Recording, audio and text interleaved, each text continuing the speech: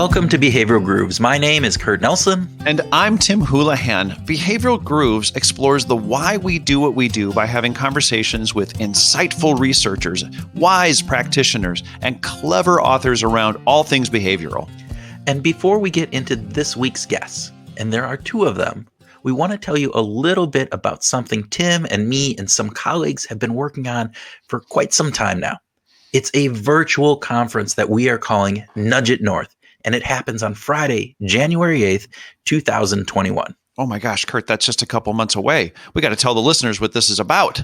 Yes, we do. Because Nudge It North is a global virtual conference that will bring behavioral science insights to practitioners in all sorts of different fields, but especially in fields such as UX, CX, marketing, and HR. It's going to be a fabulous one-day event that goes well beyond just a bunch of talking heads and brings lots of insight and high-quality networking opportunities to a virtual setting. We're going to have speakers from around the world with both academic and practitioner communities, and we think Nudge It North is just going to be great. It is going to be great. And if you want to hear live fireside chats with some of Behavioral Groove's coolest guests, you'll want to get signed up now at www.nudgeitnorth.com. And just for a little bit of background, our keynotes include Annie Duke, Gary Latham, and Robert Cialdini. They are amazingly insightful people and great speakers. So jump out right now, go out to www.nudgeitnorth.com and get yourself on the list to get registered. Yeah, so let's take a quick look at these three keynote speakers. In case you don't already know, Annie Duke is one of our favorite guests, right? Oh yeah. Yeah. I mean, with books such as Thinking in Bets and her latest How to Decide, Annie's approach to decision-making stands on the shoulders of the greatest researchers, and she always has insights that everyone can learn from. Right. And Gary Latham is a professor at the Rotman School at the University of Toronto, and he's the co-creator of goal-setting theory. How amazing is that, right? Yeah. And Gary's extended his research into goal setting by looking at the unconscious motivation that exists with primes. He's a great presenter, and we are so looking forward to having him keynote as well. Yeah. And lastly, the amazing Robert Cialdini is our third keynote speaker. Bob is the author of Influence, and that's a book on persuasion that has sold more than 30 million copies worldwide. Oh my gosh. Yeah. His work with ethical approaches to persuasion contain insights that honestly can inform both our home and our work lives. But Tim, in addition to our three keynotes, we have speakers with outstanding credentials from around the world, right? Researchers with years of work on incentives. The past head of UX from PayPal and Target, the VP of behavioral science at MadPow, the leader of behavioral science at Spotify. The lineup is amazing, and this is it. It's growing every day. We're not done. We're getting more great speakers. So you guys sign up. Nudge It North is going to be fantastic, and we encourage each of you in whatever country you're listening in to check out www.nudgeitnorth.com. Hot diggity dog, Tim. Hot diggity dog. All right, on with the episode. Oh, I think that's a good idea. Okay, Kurt. So Michael Hallsworth and Elspeth Kirkman have both been guests on Behavioral Grooves in the past. The first time we talked to Michael was shortly after the BIT team had moved into their Brooklyn offices in December 2018. And we sat in a conference room down the hall from Michael's office and had a terrific conversation. That was episode 41. And it was such an engaging discussion that we asked him to join us for our 100th episode anniversary show in Philadelphia, and he very generously said yes. And by the way, that is episode 100. That's how that works. Kind of amazing how the special 100th anniversary episode is actually episode 100. Wow. Yeah, it's a coincidence. All right. Michael is the managing director of the North American Behavioral Insights team and is the author of some of our favorite pieces. Some of his earlier work materialized in the form of frameworks such as MINDSPACE and EAST, Tim's favorite.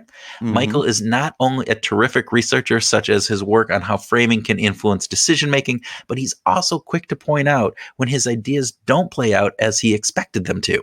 So we are excited to have Michael back on, this time with his co-author, Elspeth Kirkman. Yeah, and Elspeth Kirkman helped Michael open the North American BIT office, but she's now back in London, responsible for BIT's work on health, education, and local government. And we first featured Elspeth for her work on frameworks and models in episode 166. And we were so happy that she and Michael co-authored this new book, which we consider one of the best behavioral science books of 2020. Yeah, it is in my top 3, if not my top 2, if not my top 1. I don't know. All right. So the book is called Behavioral Insights, and it's published by MIT Press for their Essential Knowledge series. They did a fantastic job of outlining exactly how to actually design and implement a behavioral change initiative. The cool thing is that this 10-step model is that of this 10-step model, that the first 7 steps are all about design. Measure twice, cut once, as they say. Yeah. It's a terrific book to read, and we urge you to grab a copy right away. Right. Yeah. You can go out, grab a copy, and then sign up for Nudge It North, right? Or you could sign up for Nudge It North and then grab a copy. Ooh. Either way. There you go. Whichever way you pick, go out, get a copy of that, and then sign up for Nudge It North. Definitely. All right. With that, folks, let's get into our discussion about their new book by asking you to sit back with a fine glass of behavioral insights and listen to our discussion with Michael and Elspeth.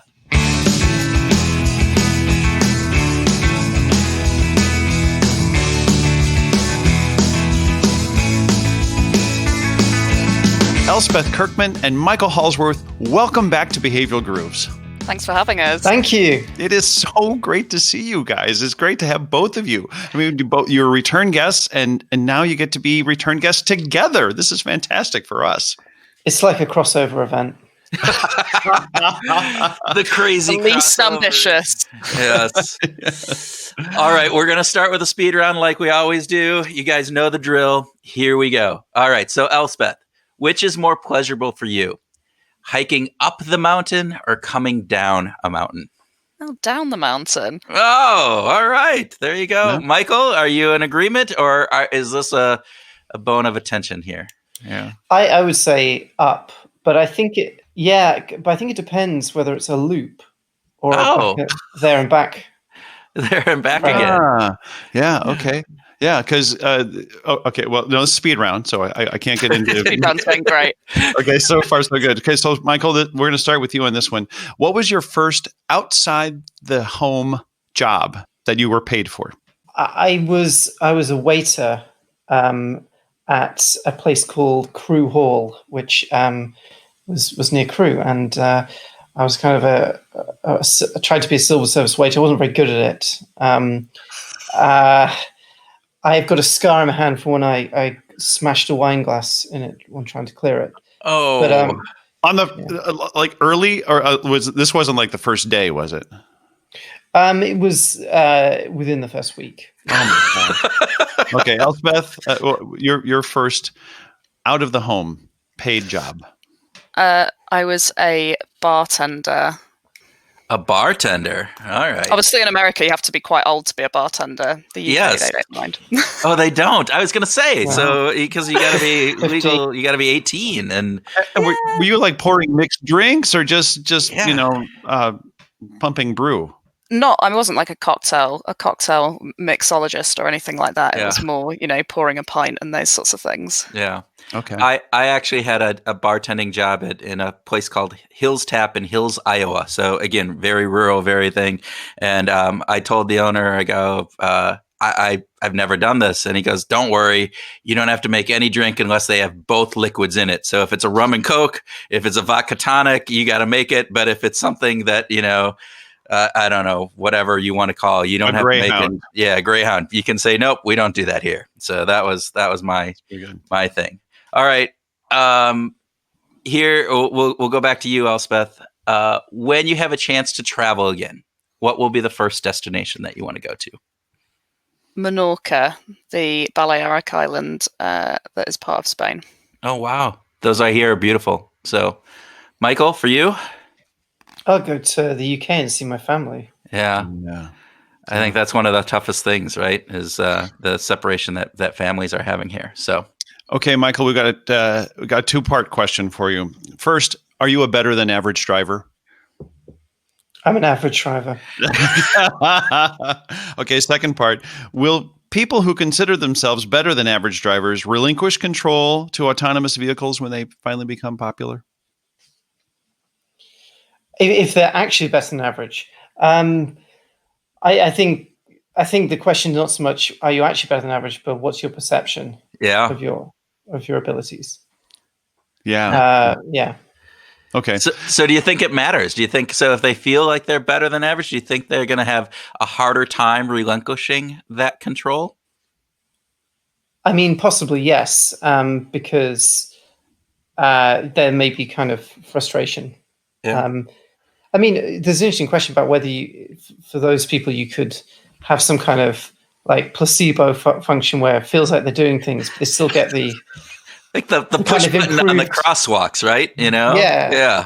Still get a sense of improved. Yeah, the close button on the elevator. The closed door function, yeah. Elspeth, how about you? Well, let's ask it from Michael's perspective. Do you perceive yourself to be a better than average driver? Actually, I object to the way you've asked that question because I am a fantastic driver. I'm certainly better than average. And I used to drive a van, and there was this period when I had a large orange van with blacked out windows and lower suspension, and my wife had a convertible, and both of these are quite old vehicles, and we used to look like wacky racers going down the road together. I'm trying to envision an orange van with blackout windows. I got pulled over by the police quite a lot because it just looked so dodgy, but they'd always, I'd roll down the window, there'd be like the Les Miserables soundtrack going or something. I'm like, hello, officer! Just not what they were expecting. Quite what they were expecting, huh? That's all right. Stupid. Okay, well, of course, the reason that we ask about this is because of it's such a great long-term study in behavioral science, and we love this idea of the implication of our perception of ourselves, this self-confidence as we get into autonomous vehicles. And so, Michael, you started to kind of tee this up as perception. So what do you think autonomous vehicles should be thinking about, the designers should be thinking about, to take into consideration the human factor, the fact that there are going to be some people who are like, I can do this better than the damn car can do it? Yeah, I mean, great question. I mentioned there the feeling that you're contributing in some way could be quite useful, even if you're not. I think, is there some other kind of feedback you can give to people if the autonomous vehicle is in charge, if you like, something so they can see what's happening or get some kind of reassurance or participate in some way, even if it's passively.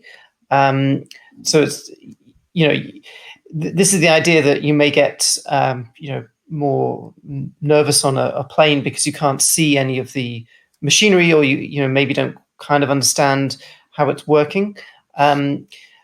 So putting some kind of transparency into what's going on, just in a kind of way that's reassuring and keeps people feeling that things are going well, that might be quite useful. Yeah. Elspeth, anything to add on that?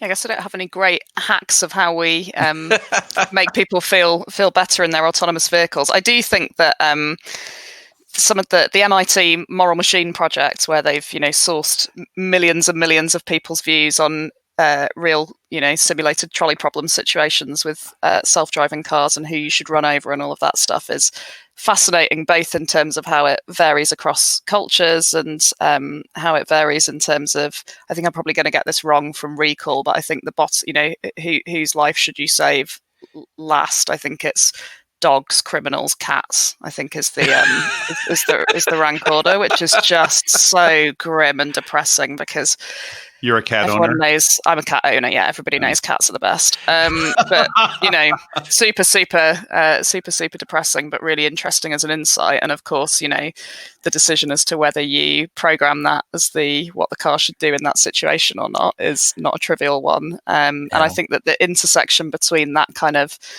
collective intelligence, crowdsourcing, type stuff to really sort of get your finger on the pulse of what the populace thinks, and designing for driverless vehicles, but also thinking about the kind of human behavior aspect is a super interesting kind of development for the field, and something we should be excited by. Yeah, I think it is really interesting when you think about that project, right, of gathering all of these people making these decisions on these various different trolley things, to then look, and you're right in the idea of the cultural differences are. And again, I haven't really researched this, but just from the perusing of the data, the cultural differences were amazing to me. I was really surprised that there was pretty significant differences in some of the different ways that people are viewing, particularly older people versus younger people, and a variety of different facets around how that worked. So really interesting stuff. But before we just go down whatever rabbit hole that we always do, let's talk a little bit about the book. You guys have written actually one of what I would consider one of the best books that I've read this year, and it's called Behavioral Insights, and it's by MIT Press. Can you give us a little bit of background about what led to the book, and why you thought that the book was something that you guys needed to do? If you remember, Kurt and Tim, when we first spoke, I think it was like October, November 2018. Mm-hmm. And around that time, Elspeth and I were doing some blogs for the Behavioral Scientist website about behavioral science and literature, and what the two can kind of learn from each other. Mm-hmm.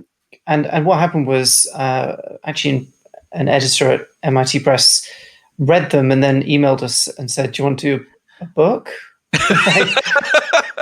And we were like, well, Elspeth, do you want to say what your reaction was? I WhatsApped Michael and was like, "Have you seen this spam we've got? I can't believe that someone thinks that we would imagine this is how books are commissioned. They're definitely going to try and scam us out of some money."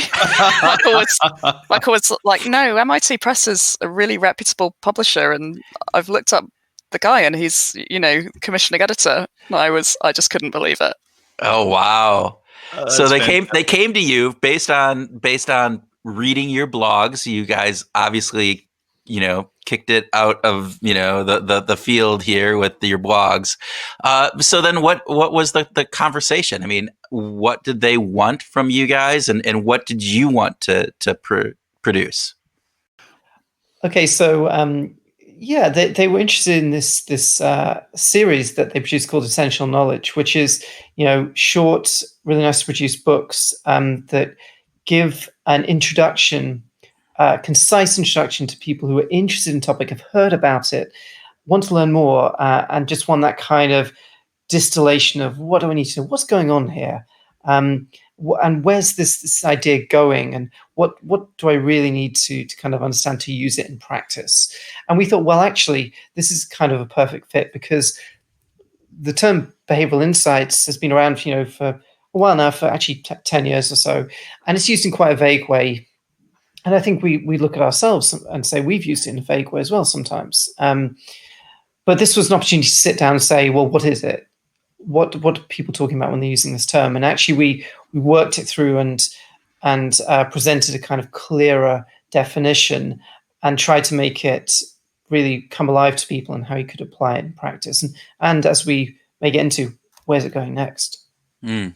What struck me about the book at first was that this is it's not a cursory view, right? It's certainly not just a surface view, but it's different from the in-depth work that both of you have done, right? So much of your work is diving deep into very specific conditions and very specific things. And what you've done in this book is provide a very broad overview. And I'm wondering what that was like to step back. In fact, I'm thinking about a conversation that we had with Elspeth, where she kind of teed up this idea of, I think I know all this stuff. But then there was this little hook that said, wow, I'm writing it down and I'm not really sure about that. And so what was it like to come back to the very broad story after spending so much time really deep in the weeds? Yeah, and I think you've kind of hit the nail on the head in terms of the pulling away and looking at it more broadly as to what it was that I was struggling to articulate last time that I think I found so difficult. Because one of the things that occurs to me now is that the easiest way to talk about behavioral insights is to pick an example or many examples and just sort of use those in order to illustrate and show, don't tell. Whereas it was really important in this that we did pull away from specific examples, because it wasn't supposed to be a kind of exhaustive list of, look, here's a bunch of experiments. There's loads of books like that. There's, a lot of things, and, many pop science books are really, really kind of great in that regard, as well as more kind of academic books. But once you sort of take away that narrative crutch or device, I suppose, you're really just left with explaining what the hell it is, and you don't have any kind of props to point to or, illustrations. And so I think that was the thing I found both rewarding, as I said last time, because it forced a deeper level of thinking and a higher level of clarity by the end of it, but quite difficult not to want to just revert back to examples all the time. I want to get back to the book from the question of not so much from how, but why. Why do you think this book is needed right now? I think we're at a bit of a pivotal moment. Maybe that's overstating it, but a really interesting moment with the idea of applied behavioral science. So, it's 10 plus years since Nudge came out, 10 years since the Behavioral Insights team was set up. A lot has been done, but if you look around and you say that, there are still a lot of decisions that are being made by governments, by organizations that could benefit from this approach. There are many examples of trials that have been done and made a real difference, but some of those higher level, like policy examples, are still more scarce. So it feels like if we want to really fulfill the potential of this approach, we need to reflect on where it's got to right now, and get serious about saying, this is what it is. These are the priority areas for the future, and face some of these challenges. And I think a big overview of the last chapter, which looks at the future, is what are the ways we can move away from a kind of more linear, mechanistic view of behavioral science, where organization A does something to person B in quite a simplistic way, which is not what we've ever said you have to do it that way, but it's kind of been the received approach. Yeah. And in fact, we're trying to say, are there more kind of nuanced and considered ways of doing it that might, for example, draw more on peer-to-peer effects, that might think a bit more deeply about how you can have unintended consequences, and to bring in techniques that have perhaps been underused to date, like we mentioned, human-centered design, like complex adaptive systems. Mm-hmm. So it's a real kind of looking to sum up and then say, where do we go next? We've, a lot's been done, but more can be done again in the future. You didn't just define, you went beyond just offering some definitions. You also had a great, the heart of the book is about laying out a very clear and practical approach in 10 steps. And I don't want to go through all of those, but I'd like to get your thinking about how did you come to those steps, because you've been the architects of really great frameworks in the past with, EAST is something that's in my life on a daily basis, and yet you've kind of broken that down into an extremely practical approach with the 10-step model. And I'm wondering what that was like to go from where you've been in the framework world to having this very, very specific practical application. Yeah, I think it was again, more challenging than expected. I mean, sit down and write how you normally approach a project or program of work didn't feel that hard, but then there was a lot of back and forth on, which thing fits in step 3 versus 4, all of this kind of stuff. It is, as Michael said, I think one of the things that is helpful about the example that we use is that it is a very linear, one small kind of decision point. It's a text message trial that we're talking about. So it's very kind of neat, and you can explain it in a short book in a quick way. The limitation of that, as we allude to and point out, is that it doesn't kind of address systemic aspects of the problem. It's a little bit sort of over clean and all of those sorts of things. But now I've kind of apologized for what we've done and pointed out all of its limitations. Let me talk about the good aspects of it. So I think one of the things that we spent a lot of time pulling out, which is the first step in this kind of 10-step process, is this idea of figuring out which level you're intervening at and what kinds of levers you're able to pull. So what's on the table from the beginning. And the reason I think it's really important to pull that out and have attention drawn to it early on is that I am certainly guilty as a behavioural insights practitioner of thinking, okay, we're operating in the realm of small tweaks that have surprisingly large effects given they're small tweaks, but really are just kind of, touching one kind of piece of a much larger system. And actually, a lot of the time you do have the opportunity to look at, could we change the fundamental incentives around here? Could we change the environment in which people are making this decision? Could we even change kind of legislative underpinnings or frameworks within which this policy or process is operating? And making sure that you're actually kind of covering all those things off and really sort of understanding what the realm of the possible is before you kind of burrow down into what type of intervention you're going to do is, I think, a way to keep your mind open for much longer and to maximize impact from the get-go. And then the other thing I think that was really striking as we were developing those 10 steps is just how much time, I think it's only step 7, where we start to talk about devising the solution and bringing in the actual kind of what would behavioral science tell you to do in this situation. And to me, that was a little bit of a light bulb moment where, it's hardly kind of novel. I think Lincoln had a quote that was something like, if a man wants to cut down a tree, he spends the first 90% of it sharpening his axe, and the last 10% cutting down the tree, that kind of thing. But it is, it was really interesting that this diagnostic piece, I think, is really neglected. And even, I think we use EAST on a day-to-day basis. It's an incredibly useful framework, but it is focused on solutions rather than how do you kind of diagnose the problem and get there in the first place. And I think that's a good contribution that this 10-step list makes. Yeah, that's fantastic. Michael, would you like to add to that? No, I thought it was a great answer. Yeah, that is. Yeah, go ahead. Yeah, and I just want to back that up because Elspeth was the architect of that chapter, and we were thinking, it's actually quite a while before you get to the doing part, and then we realized that's actually quite significant because maybe we don't spend enough time understanding the problem, and there may have been instances where actually we find out that the problem we thought existed, that we went into it looking for, changed in that period into something quite different. And that's really worth remarking on. It really is. I mean, there's an old rune among carpenters to measure twice and cut once, right? So on a very simple level, but I also know that the planning of the Golden Gate Bridge in San Francisco was 11 years, that they took 11 years to plan the construction of a project that only took 2 years to build. And you think, has the world changed? Have we just gotten too lazy in a Google-based world where we can look up anything and find out anything without actually having to really think about it? Are we in a place where we're just not paying enough attention to the design?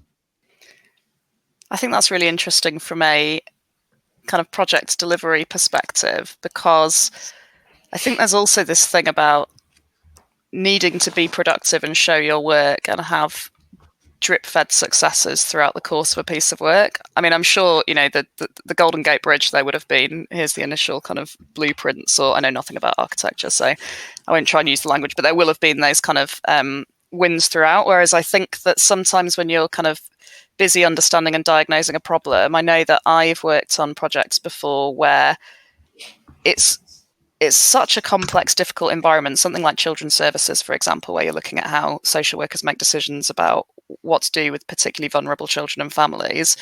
A lot of doing that well and doing that right is doing grunt work at the beginning, acknowledging you're not an expert, to just understand the very fundamentals and the basics and play that back. And you can see when you're sort of talking directly to people that work in that field sometimes that you're going, so let me just play back what I've seen. And they're like, yeah, I mean, I could have told you all of this on day one. So don't act like it's a big surprise. And it's only once you've kind of done that legwork and all of those sorts of things that you get to the point where you can start generating more kind of novel insights. Even if, as a naive person to the situation, you might have observed some of the things that are more unusual from the get-go, you don't really kind of earn the chops or the right to point them out until you've proven that you kind of understand the basics.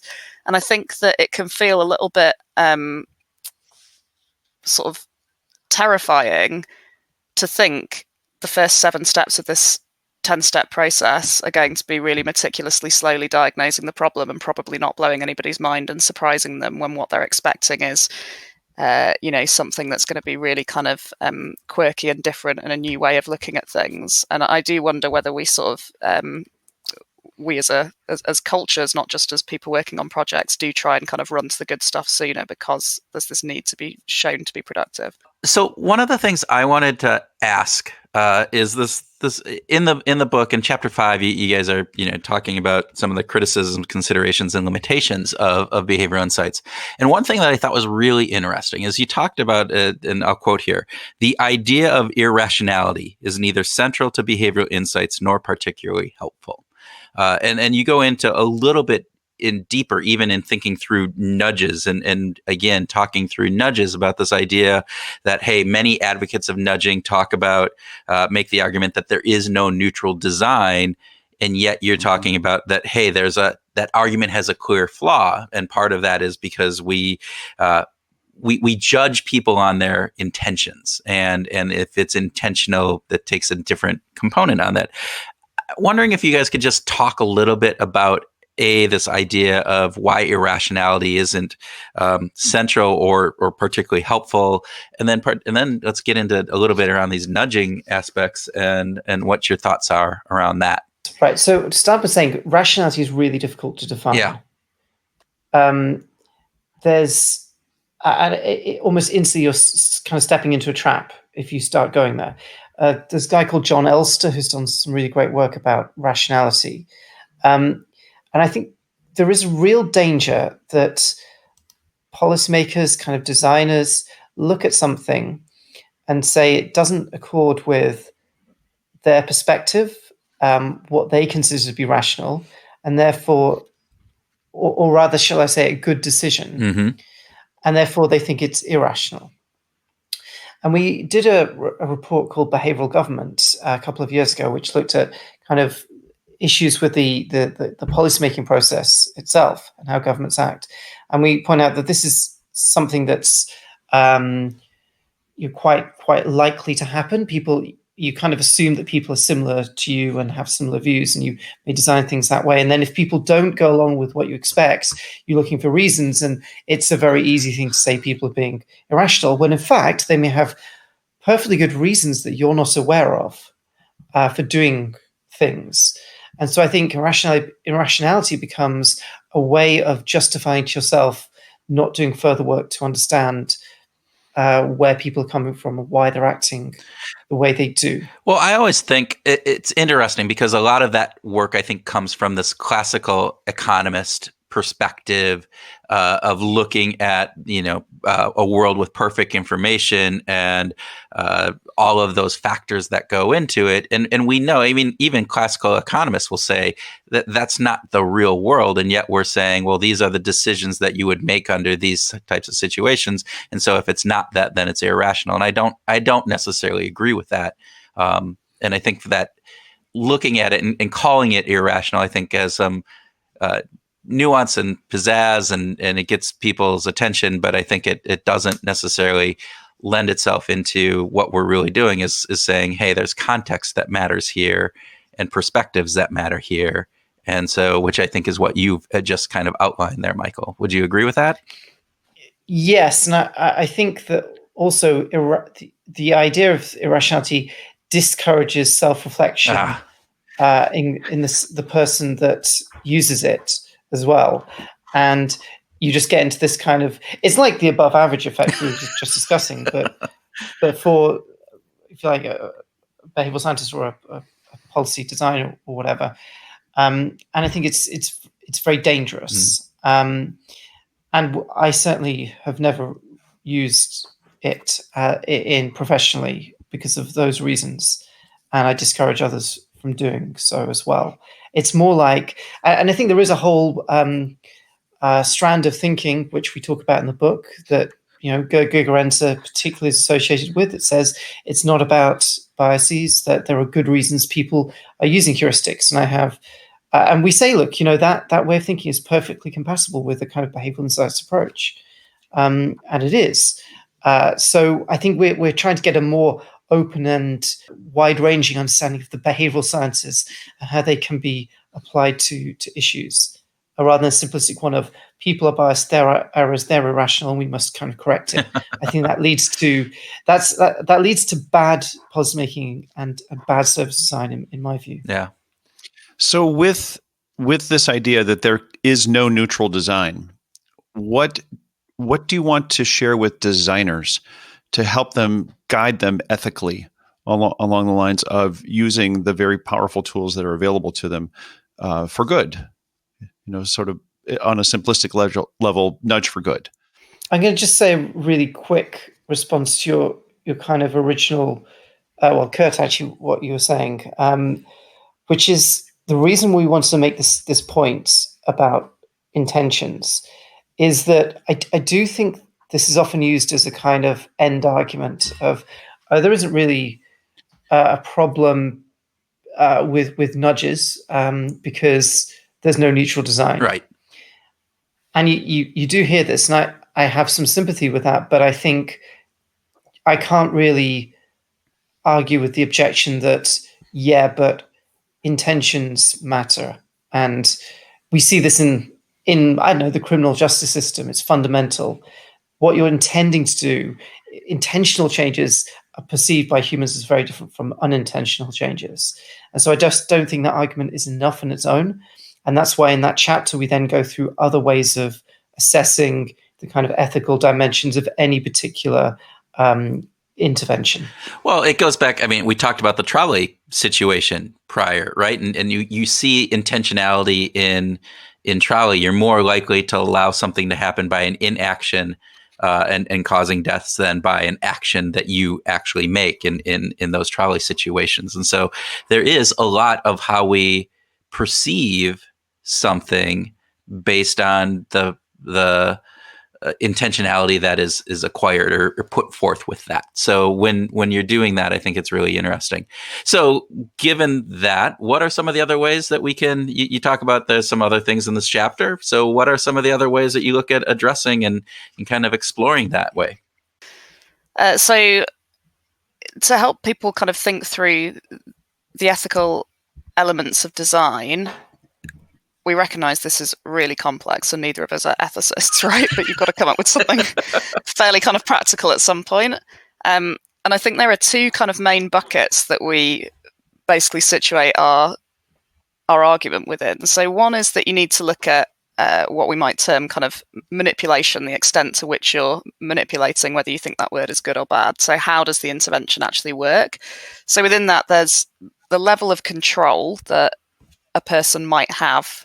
So, in the classic kind of nudge outlining of the world, you're preserving choice, you're, still allowing the person to kind of opt out or whatever it might be. So how easy is it for them to resist the intervention?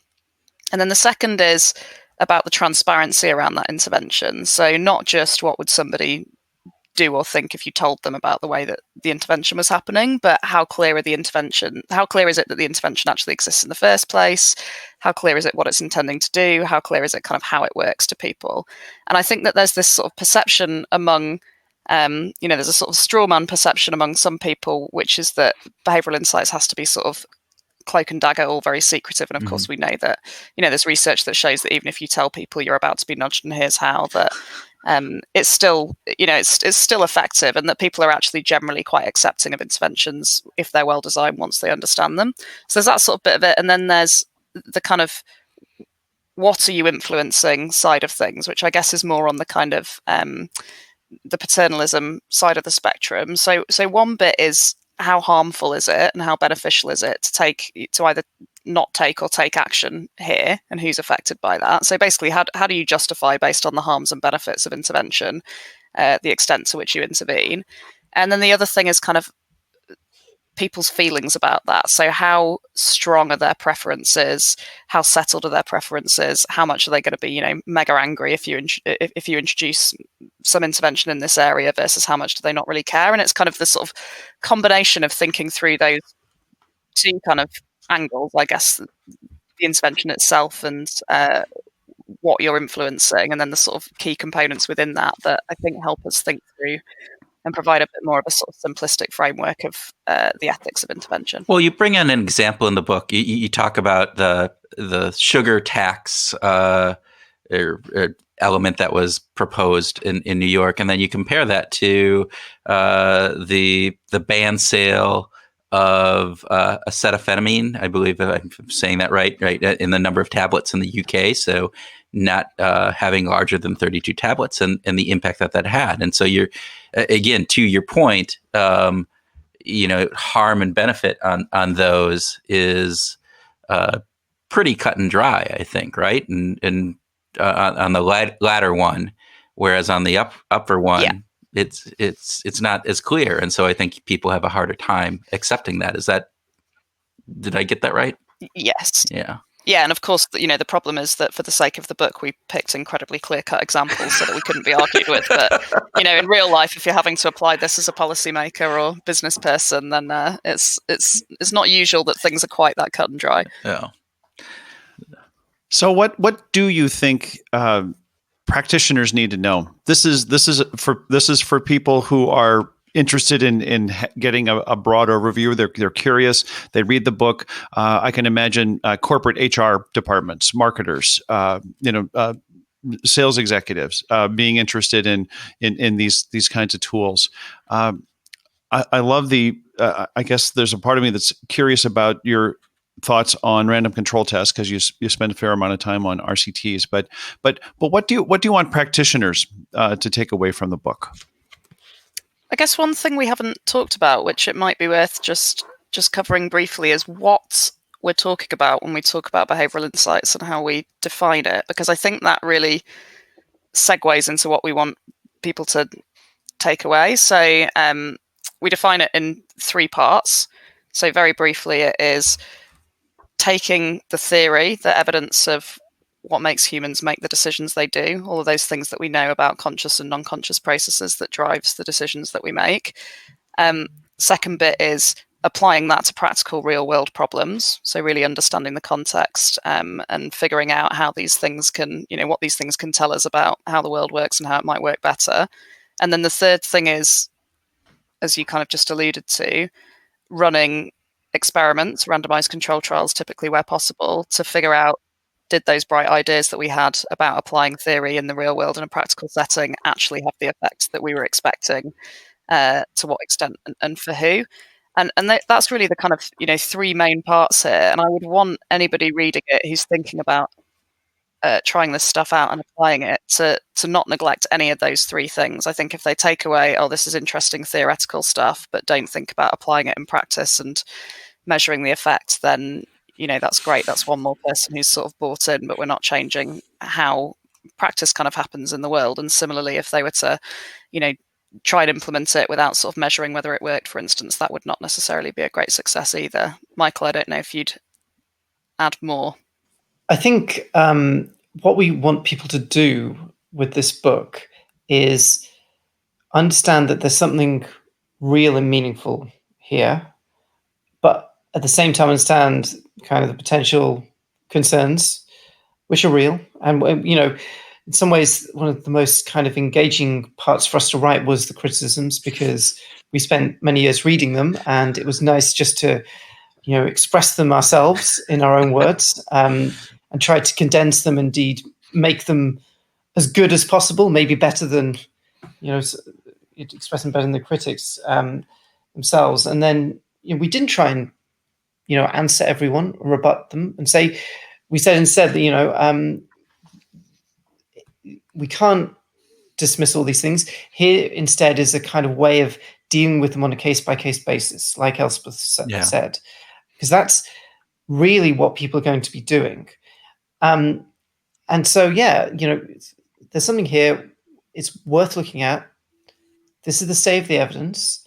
These are the concerns. And then here are some practical things you could do, is the core of it. And then the last chapter is, if you liked all that and want to think about this more deeply and want to start pushing the boundaries, here are some things that we think are going to be fundamental for the future. We get lots of questions all the time from people about what are some good books to read, and this is a book that that will be recommended, because for those people who are looking for something that is an overview and yet gets into details and is very nice, I think this is the book that can do that really well. And you guys outline this, right? It's not just theory, it's looking in at the application side of things. And then again, as you're talking about the evidence. And so bringing all of those three things together in the way that you guys do that, I think is very powerful and it works. And so for people, like Tim was saying, all of the people that are out there that are looking for, getting a little bit more in depth of understanding, but then not just understanding the theory, but understanding how do you then take that theory and apply it and test it. Those are the pieces that you guys outline in really good detail and kind of show what behavioral insights can do for that. So fantastic.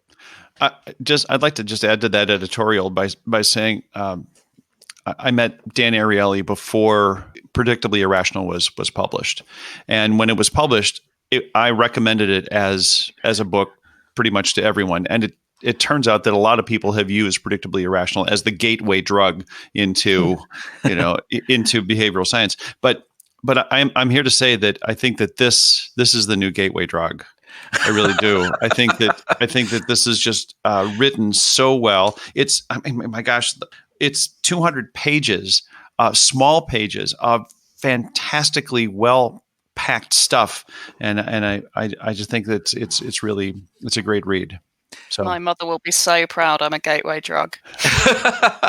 Well, and I've actually posted this out on some of the social media different things, but you can see from the book, I have marked it up, and the flags on here are only not even half of all the other marks inside of there, as I'm like, highlighting this and making a note on that. So it is a well marked up book for me, which in my view, the more marked up a book is in this world, the better it is, because it means that I'm getting something out of it. And so I would really highly recommend it. And again, thank you guys for coming on. Any last thoughts, words, that you want to leave our listeners with, words of wisdom, or how they can get in touch with you or get the book? We should definitely say how they can get the book. So I believe you can get it in all good bookstores, but just bookstores. You can get it in wherever you buy your books.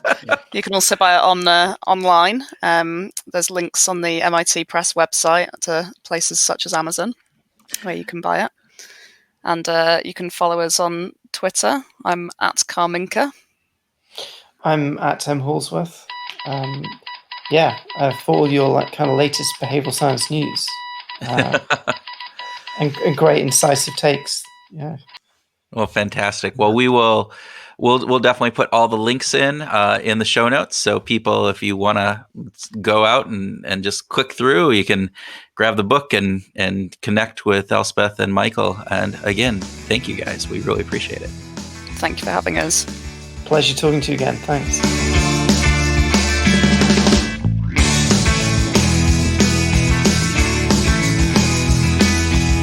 Welcome to our grooving session, where Tim and I groove on what we learned from our conversation with our amazing guests, have a free-flowing discussion, and we talk about whatever else comes into our now insightful brains.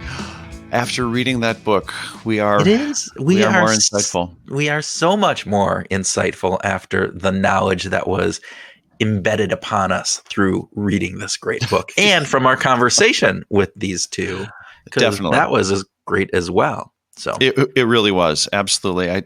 They're both such sharp people, and they're funny and fun, and God, I love talking with both of them. It was pretty fantastic. Kurt, what struck you? Where do you want to start our grooving? topics? Well, it's a great book. So again, reiterate this fact of really enjoyed it. It has a lot of insights in it across the board, and it's just super well written. And I think it takes a different approach than a lot of these. Here's a case study and here's some pieces of things. It kind of gives a theoretical piece as well. So really, I think that's the first piece. Go out, buy this. Truly, truly enjoyed this book. But in our conversation, we started this kind of talk about autonomous vehicles and driving. And one of the things that Michael said in there is just this, idea that it's the idea that perception of reality, right? The perception of how good of a driver we are versus the reality of how good of a driver we are is really going to be a key piece of this. And I just thought it was an interesting take. And this idea that our perception of reality is more important than reality itself, at least from thinking about how it impacts our behavior. Right. And so I wonder, this first leads me to question, are the designers of autonomous cars and autonomous vehicles thinking about that? Are they thinking about the way we perceive ourselves more than just how people, what's observable? Because, sometimes those two things aren't contiguous, right? They're not perfectly aligned. Although when it comes to driving, if I think I'm a really good driver, I'm probably going to be more risk-taking than I ought to be, right? But I think that I agree with you. I think we have so much more to learn about how our perceptions of ourselves and how self-identity end up impacting our behaviors and how that translates into product development and the creation of product marketing communications, those kinds of things. Yeah, I think even beyond this, right? This concept can apply to a much broader perspective. Politics, right? Our perception of reality versus reality itself.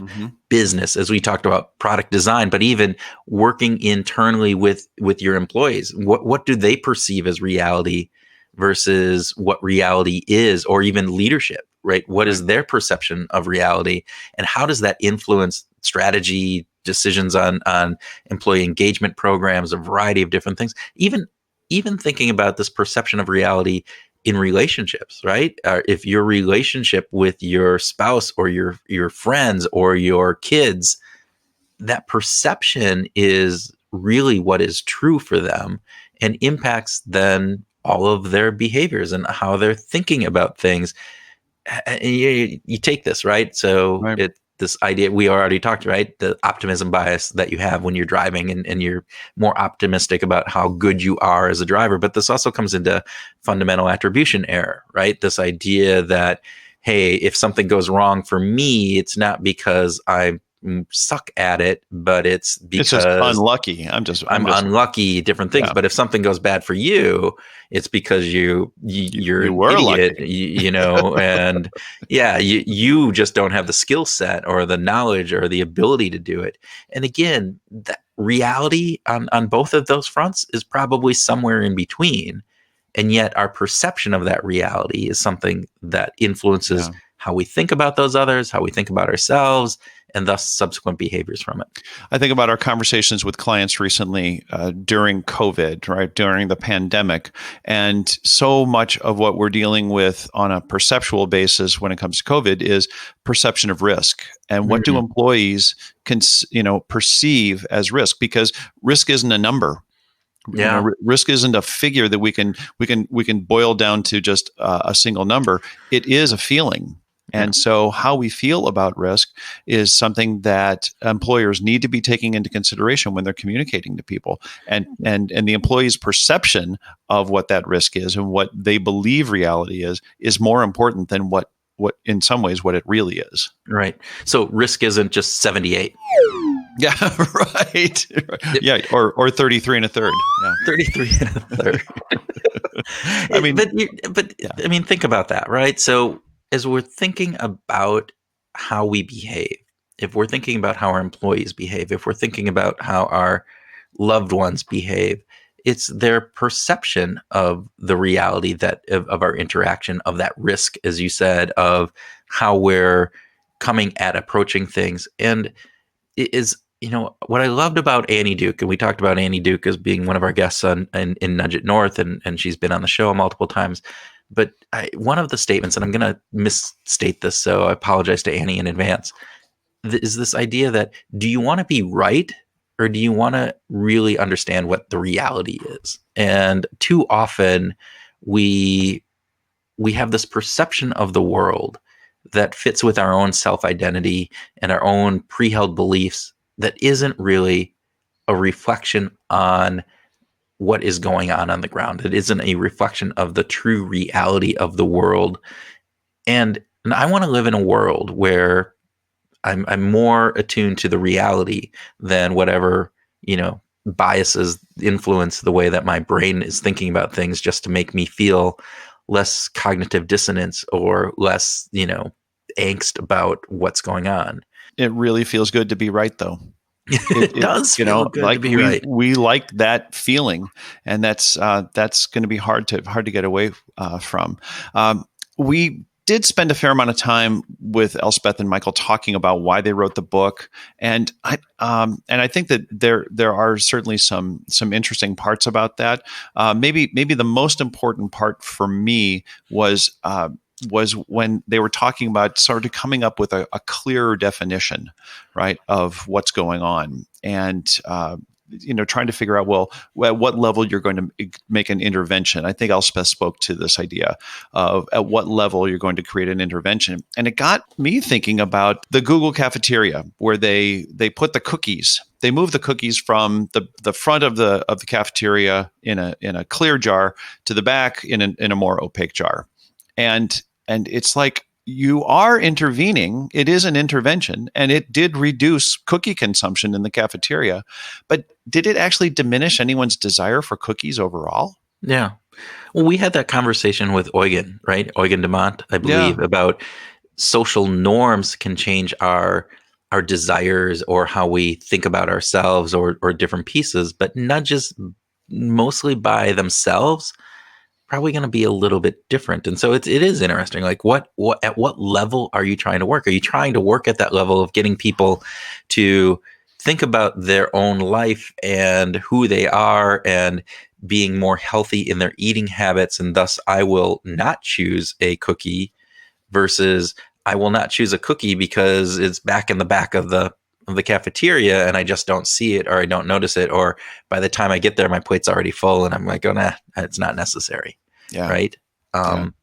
Which are two, the behavior at the end, not eating that cookie, is the same, but there's a very different element of what level you're working on, right, in order to get there, which is, again, we tend to think of just the outcomes often and not looking at that fundamental aspect of at what level are we operating on.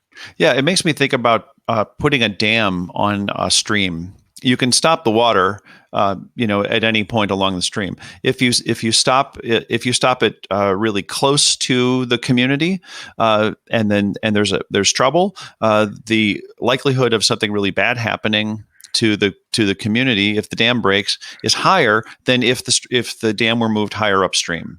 Right? Yeah. If you take the intervention and you move it further upstream, then you have a little bit more control over things. And just moving the cookie jar is kind of a very downstream thing versus a very upstream thing in my mind. So, okay, well, so I like that. I like that. Dams. What about what else, Kurt? Did you want to groove on here? Well, one of the things that we got into was this conversation on rational thinking and decision making, right? And this idea of, who gets to determine what is rational and irrational?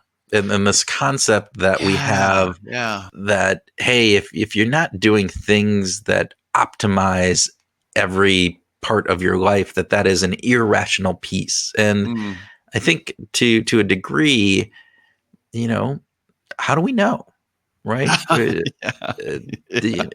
Again, we can talk about this, but you talk about. I mean, I know you've done a lot of work, not a lot of work, but you've referenced the cab driver study in New York a lot of when cab drivers are out and it's raining, they get more fares, and instead of staying out and maximizing their payout for that day, they tend to Go home early. And that was thought of as that's not a really rational thing to do, but why? I mean, time is an important piece. They get to spend that time with their family, and they've covered their bills. They know what they need to earn. They've covered that, and so now they're making a decision to say, I don't have to continue working today because I have met my financial needs, and now I'm going to optimize my time, desires. Right. So what happens if our decision-making shortcuts, these heuristics that we use, actually serve us well? Like, why would we necessarily criticize something that says, I feel good about the daily wage that I just made as a cab driver, for instance, and now I'm going home because I made my average daily wage. I sort of met my financial obligation. And instead of staying on the job on a rainy afternoon and making more money, I'm going to go home and spend that time with my family, or go to the bar and hang out with my friends, or work on the basement, or I don't know, whatever those things are.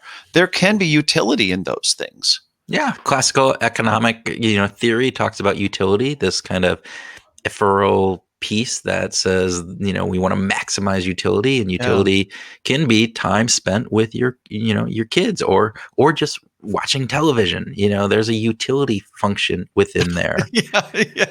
And who's to say that watching television for some individual person doesn't have more utility than, staying out working and making that extra income. You might say from a societal perspective, what is better, what from that, but at an individual level, I don't know. I think it's hard for us to really get into that and make those judgment calls. And individuals could vary by the moral foundations that they're operating from, right? What they care about, or it might be personality type. You think about Ocean or the Big Five, openness and neuroticism. Some people might be higher in neuroticism, and that might fit better with the OCD kind of side of it. Might fit better with the classical economist, but that doesn't necessarily mean that you can't live a happy life and a successful life being lower on neuroticism. Yeah, it gets into some really interesting theoretical concepts, right? This idea of who gets to determine this irrational versus rational thinking. That's it. Yeah. And that's just an interesting thought concept to go over. At least it is for geeks like you and me. So, okay. I wanted to talk about ethics too. I mean, you and I spend a fair amount of time on ethics. Ethics, man, it's fantastic, right? But the discussion with Michael and Elspeth got me thinking about transparency, because they both emphasize this idea that transparency is an important part of the ethical application of behavioral science interventions. And it got me thinking about, when I watch an ad on TV, is there a disclaimer that says, by the way, we're using this image to elicit warm feelings for women between the age of 25 and 35 who've recently had children? Without having any behavioral science insights into that, that's just from a marketing perspective, right? Right. Because they're trying to influence us. The marketer is trying to influence us. When the ads for purple mattresses are on, they're not saying, oh, and by the way, if you're actually a teenager that doesn't have any budget, we're actually trying to influence you so that you get your parents to be sympathetic and buy you an expensive mattress. So you're using my own world lived life, right? It's where my 14-year-old came to us and said we needed to get him a new mattress. We got him a new bed, redid his room, and he had gone online and of course fell under the sway of purple. The least expensive purple mattress that we could buy for him was like $1,279. And I'm like going, that seems awful expensive for a bed you're going to be on for 3 years and then go off to college, right?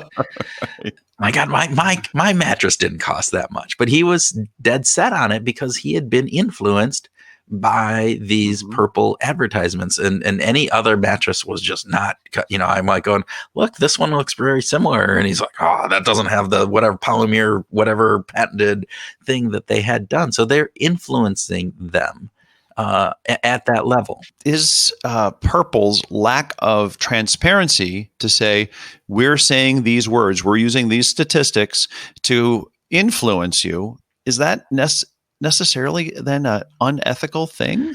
Well, and I think that the part is they're trying to get this, but are we, because we have a behavioral science insight and we understand better how this works, are we more obligated to inform people that we are using these methods against them? And I say against them on purpose, right? Because to a certain degree, we are trying to shift behavior, whether it be through a nudge or some other type of influence campaign. Mm-hmm. Do we have an obligation, because we understand how that works, to share that information with them? And to a point, I don't know, because you're not going to do that on the net. Google isn't going to put a sign up at the beginning of the cafeteria to say, hey, everybody, we moved the cookies to the back of the room in an oblate container because we are trying to drive you to eat healthier. Yeah, right. I mean, does it matter? And again, you think about a nudge, right? A nudge, by definition, according to Taylor and Sunstein, right? Taylor and Sunstein, is this idea that you still have a choice. You still have a choice. You still have the opportunity, and there's not a financial incentive that is driving this that is significant. So you're not being, you don't have that influence that is pulling you at it. You still have a choice. It's just that the choice is set up in a way that you're more likely to make one decision versus another. I mean, it's a hard thing to say. Is it better to have that transparency? Because the transparency in the real world is difficult. Well, context matters, right? That if we're doing an A/B test and some kind of an intervention where any of this might be suspicious, more sunlight is probably better. At the same time, I feel like we are being influenced every day, every moment, with everything that we see. And the idea of having disclaimers or some kind of heads up that says we're trying to influence you in this way feels, and maybe I'm misunderstanding Michael and Elspeth's comments here. I could be misinterpreting, but I'm not sure if we need to go quite that far. But I think the ethical part of this too is, though, understanding. So the transparency is in the design aspect, I think, for me, right? If I'm thinking about that makes sense. Yeah. Right. That transparency in the design, so that when you're working with other designers and you're working with leadership, or whoever is kind of doing this, is letting them know that this is how we're working this, and making sure that that is ethically correct, that the outcome that you are trying to elicit is one that is going to bring value to the end user, which again gets to be difficult. People at Purple probably think every kid should have a Purple mattress because it's going to have better sleep and better things, and we know how valuable this is. But in the long run, is buying a Purple mattress the right decision for us? And so if they're using some behavioral science nudges to influence my son to say, this is the mattress that I need,